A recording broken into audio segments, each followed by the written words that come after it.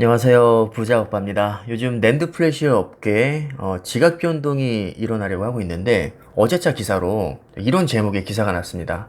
삼성전자가 초대형 투자 발표를 하고 나서 대형 반도체 악재가 등장했다.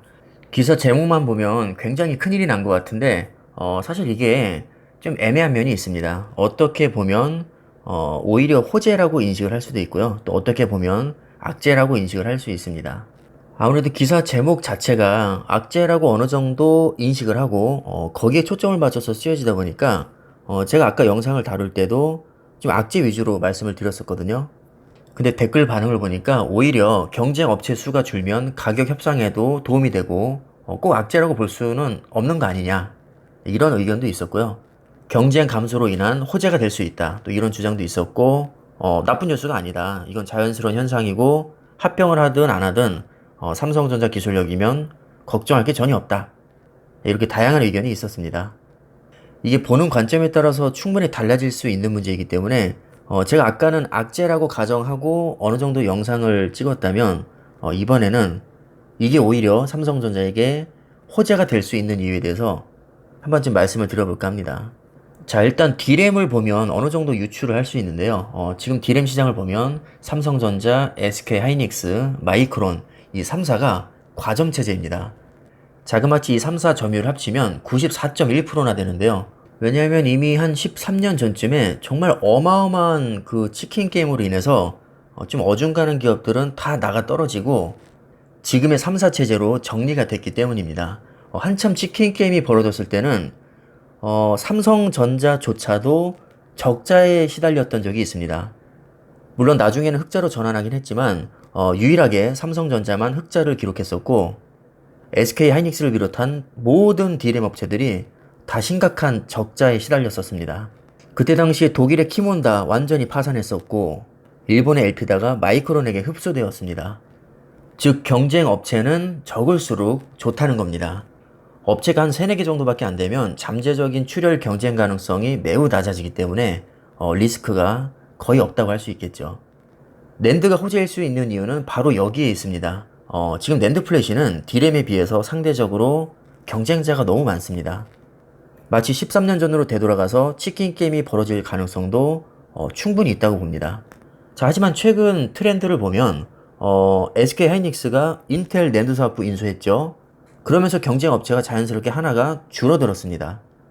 자, 근데 만약에 이 상황에서 웨스턴 디지털이 키옥시아까지 인수를 해버리게 되면 경쟁 업체가 또 하나 감소하게 되죠.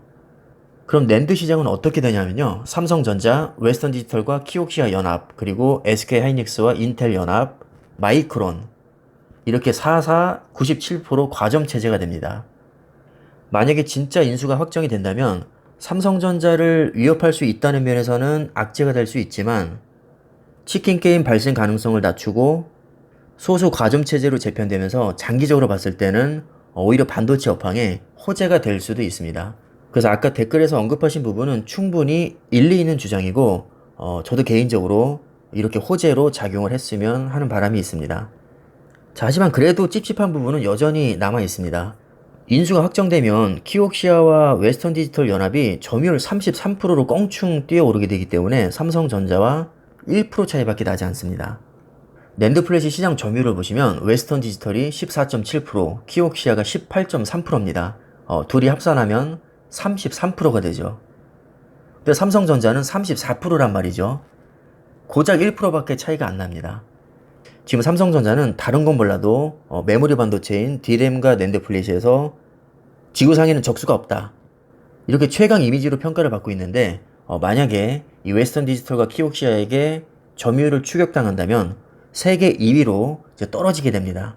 이것도 어떻게 생각하면 별거 아닐 수 있지만 15년 넘게 세계 1위 자리를 지키고 있다가 2위로 떨어지게 되면 브랜드 가치에 타격을 입을 수가 있습니다. 그리고 4사 과점 체제라고는 하나 이 웨스턴 디지털과 키옥시아가 영향력이 커지게 되면 규모 경제학으로 원가를 어느 정도 절감을 시킬 수가 있습니다. 왜 그런 거 있잖아요. 우리가 어떤 물건을 소매로 살 때보다 도매로 살 때가 더 싸고 같은 도매라도 수량을 많을수록 가격을 할인받을 수가 있습니다. 웨스턴 디지털과 키옥시아가 덩치가 너무 커지게 되면 삼성전자를 잡고 싶은 욕심에 공격적인 가격 정책을 펼칠 수도 있는 것이고, 이 두 업체의 기술력이 그렇게 허접하지가 않습니다. 전 영상에서도 제가 말씀드렸지만 이 웨스턴 디지털과 키옥시아는 SSD 이전 세대인 이 하드디스크 시절부터 영향력이 꽤나 컸던 기업들입니다. 저장 장치에 있어서는 뛰어난 기술력과 역사를 가지고 있는 기업들이기 때문에 이렇게 훌륭한 두 기업이 힘을 합치면 삼성전자도 어느 정도 위협을 받을 수밖에 없습니다. 물론 그럼에도 불구하고 삼성전자가 훨씬 더 뛰어나긴 합니다. 정말 그럴 일은 거의 없겠지만 만약에 낸드에서 치킨 게임이 벌어진다면 당연히 삼성전자가 가장 높은 확률로 1위로 살아남을 가능성이 높습니다.